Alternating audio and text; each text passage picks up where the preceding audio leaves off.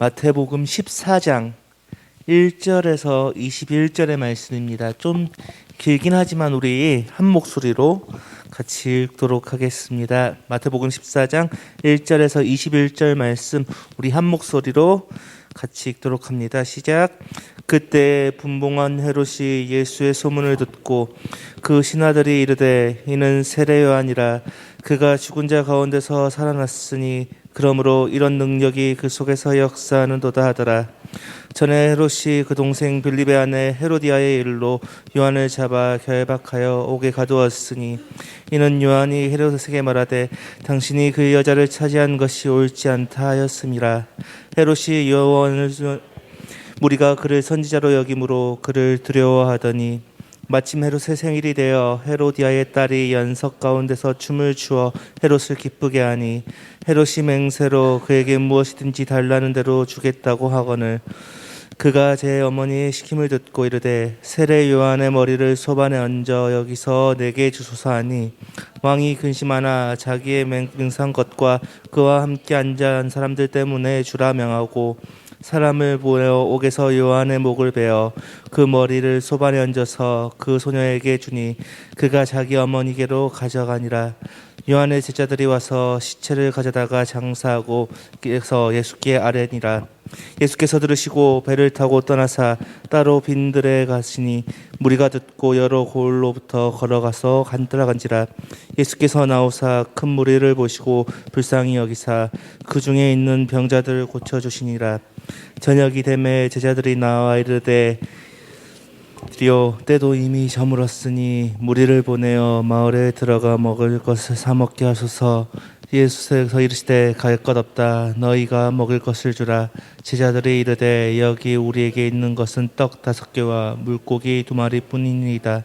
이르시되 그것을 내게 가져오라 하시고 무리를 명하여 잔디에 앉으사 떡을 5개와 물고기 2마리를 가지사 하늘을 우러 축사하시고 떡을 떼어 제자들에게 주시매 무리에게 주니 다 배불리 먹고 남은 조각을 12바구니에 차게 거두었으며 먹은 사람은 여자와 어린이 외에 5,000명이나 되었더라. 아멘.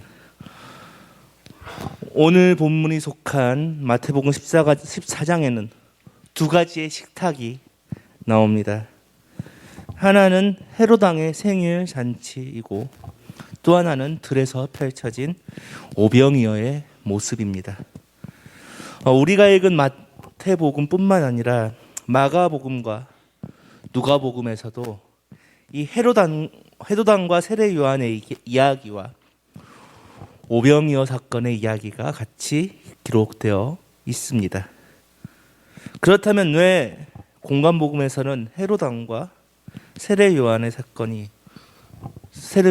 그리고 오병이어의 사건이 같이 기록되어 있을까요? 오늘 본문 그리고 공관복음의 이 세례 요한의 사건, 오병이어의 사건을 연결해서 보려면 그 당시의 시대를 조금 알고 있어야 합니다. 아기 예수를 죽이려고 했던 헤롯 대왕이 죽고 그의 아들들이 분봉왕이 되어 유대 지역을 다스리고 있었습니다. 큰 지도 펼쳐주십시오. 이때 이 아들들은 헤롯 아칼레오, 헤롯 안티바, 헤롯 빌립 2세라고 해서 3명의 분봉왕이 다스리고 있었습니다. 그러나 헤롯 아칼레오가 일찍이 죽어서 헤롯 아칼레오의 땅은 시리아 총독이 다스리게 되었습니다. 지도를 보시면 주황색이 시리아 총독의 다스리던 이스라엘 땅이고 분홍색으로 표시된 지역이 헤롯 안티바가 다스리던 땅입니다. 그리고 녹색으로 표시된 곳이 헤롯 빌립 2세가 다스리던 땅입니다. 이렇게 이스라엘은 각 지역의 분봉왕과 총독에 의해 다스리게 되었습니다. 예수님이 주로 활동하시던 지역은 어디였을까요? 가버나움 지역입니다. 다음 지도 열어주십시오. 가버나움 지역은 헤롯 안티바가 다스리는 지역이었는데요. 헤롯 안티바는 어떤 사람이었을까요? 헤롯 안티바는 유대인들을 무력으로 다스리던 사람이었습니다. 그러나 종교 권력자와는 또 친하게 지내던 사람이었고요. 오늘 본문 14장에서는 헤롯 안티바는 자신의 이복 동생 빌립의 아내와 결혼했다는 것을 비판한 세례 요한을 체포하여 자신의 여름별장에 가둬두기도 했습니다. 그런데 오늘 본문에서는 어떻게 됐죠? 세례 요한을 결국 죽이게 되었습니다. 이 소식을 들은 예수님은 다시 띄워주세요. 벳세다로 갔습니다. 왜 가셨을까요? 다스리는 사람의 성향이 달랐기 때문입니다.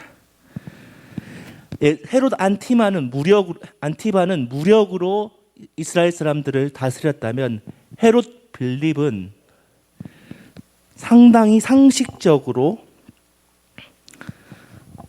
다스렸습니다. 또한 헤롯 왕가의 다른 사람들과는 다르게 상당히 정직하였고 간교하지 않았으며 나중에는 사람들의 존경까지 받았습니다. 그리고 그는 로마에서 행정관까지 지내는 능력 있는 사람이었습니다. 그렇기에 그는 헤롯 안티바의 영향이 미치지 않는 벳세다 지역으로밖에 갈 수밖에 없었습니다.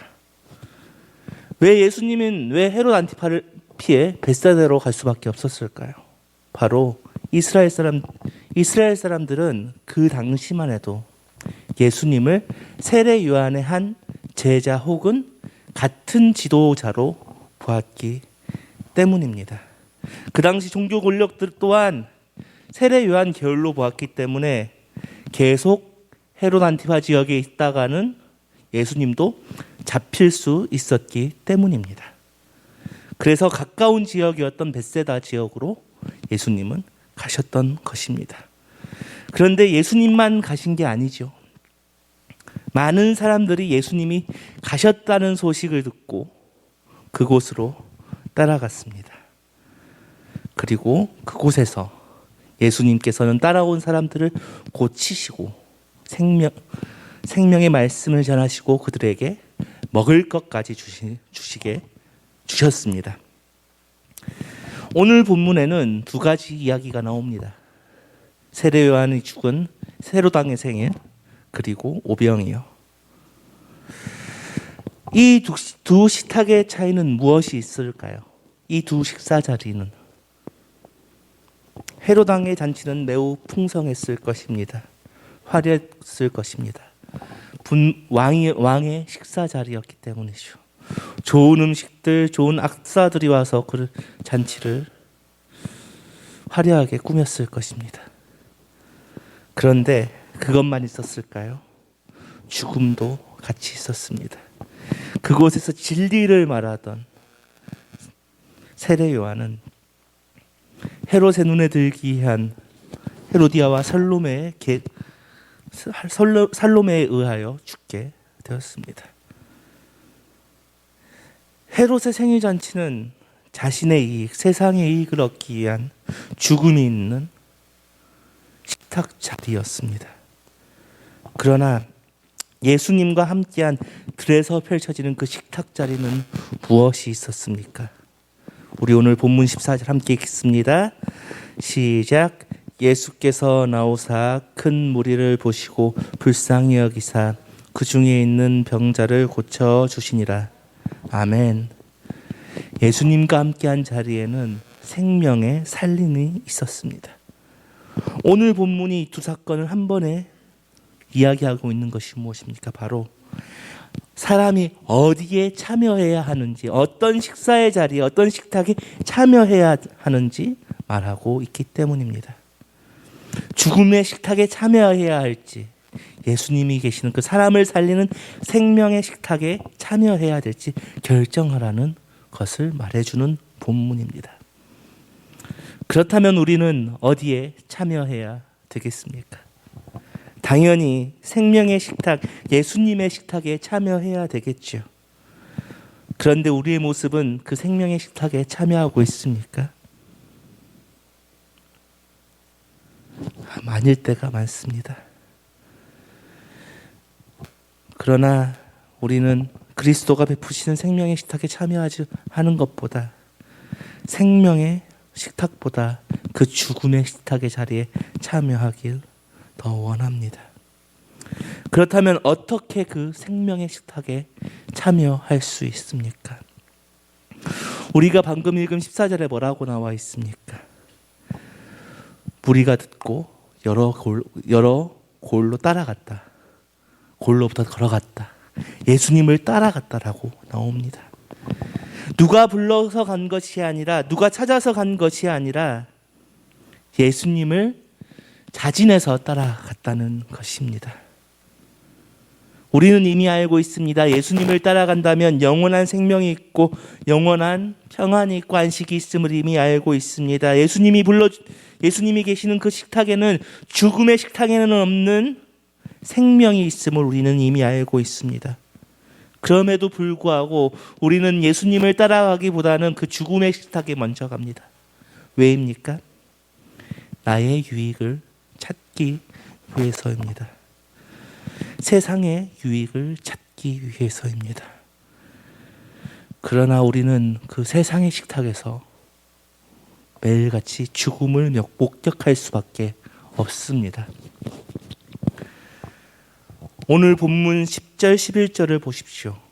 사람을 보내어 옥에서 요한의 목을 베어 그 머리를 소반에 얹어서 그 소녀에게 주니 그가 자기 어머니에게 가져가니라. 헤롯의 식탁, 헤롯의 식탁에 참여했던 사람들은 어떤 사람이었습니까? 헤롯 왕에게 잘 보이기 위해 그 자리에 참여했을 것입니다. 자신에게 조그마한 유익을 얻기 위해 그 생일 잔치에 참여했을 것입니다. 그런데 그들은 세례 요한의 죽음을 목격해야만 했습니다. 우리도 마찬가지입니다. 실제로 사람의 죽음은 보지는 않죠. 그러나 많이 듣습니다. 사람의 욕심 때문에 다른 사람을 해하는 소식들을 듣고 남들에 비해 실패하여 자신의 목숨을 내려놓은 소식들도 듣습니다. 직접 사람이 죽는 것을 보지는 않지만 사람이 죽고 넘어지는 것들을 듣습니다. 실제로 보는 경우들도 있죠. 그런데 우리가 그것들을 왜 목격하게 되는 것입니까? 세상의 욕심을 얻기 위해서 헤롯의 식탁에 찾아갔기 때문에, 세상의 식탁에 찾아갔기 때문입니다. 우리는 이미 알고 있음에도, 예수님을 따라가야 함을 알고 있음에도 생명의 식탁이 아니라 그 세상의 식탁, 죽음의 식탁을 참여하는 것입니다. 그러나 우리는 그 결말을 이미 알고 있습니다. 그러면 우리는 어떻게 해야 합니까? 오늘 본문의 백성들처럼 예수님을 따라가야 한다는 것입니다. 그런데 따라가는 것만으로는 그 생명의 식탁에 완전히 참여할 수가 없습니다. 우리 본문 16절, 17절을 함께 읽겠습니다. 시작. 예수께서 이르시되 갈 것 없다. 너희가 먹을 것을 주라.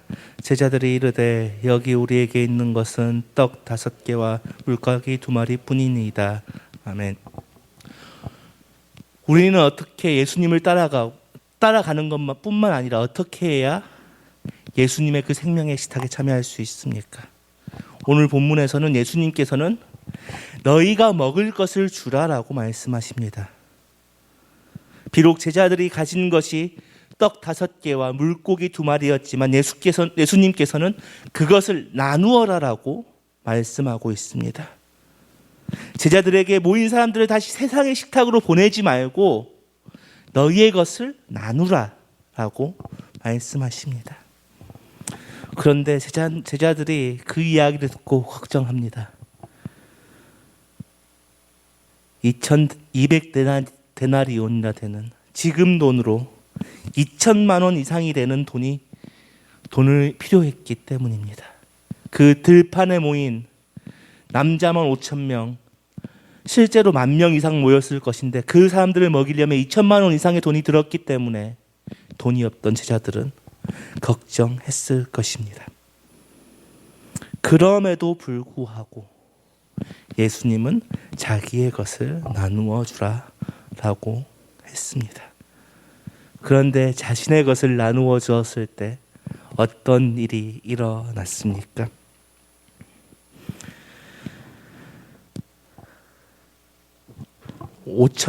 장정만 5,000명이 다 먹고 12강주리가 남았다라고 나옵니다. 자신의 희생으로부터 이 기적이 시작되었습니다. 요한복음 6장을 보면 조금 다른 이야기가 나옵니다. 한 아이가 보리떡 5개와 물고기 2마리를 가지고 와서 예수님께서 그것에 축사를 하였을 때 모든 사람이 배불리 먹었다라고 나옵니다. 어떤 사람들은 이 이야기를 가지고 한 아이가 자신의 먹을 것을 내어 놓는 것을 보고 많은 사람들이 감동해 자신의 것을 내놓았다라고 이야기합니다. 어떤 분들은 엘리야의 그 기름 기적처럼 예수님께서 떡을 무한으로 떼셨다라고 이야기도 합니다. 그러나 중요한 것은 아이가 됐든 제자들이 됐든 자신의 것을 내놓았다라는 것입니다. 자신을 희생했다는 것입니다.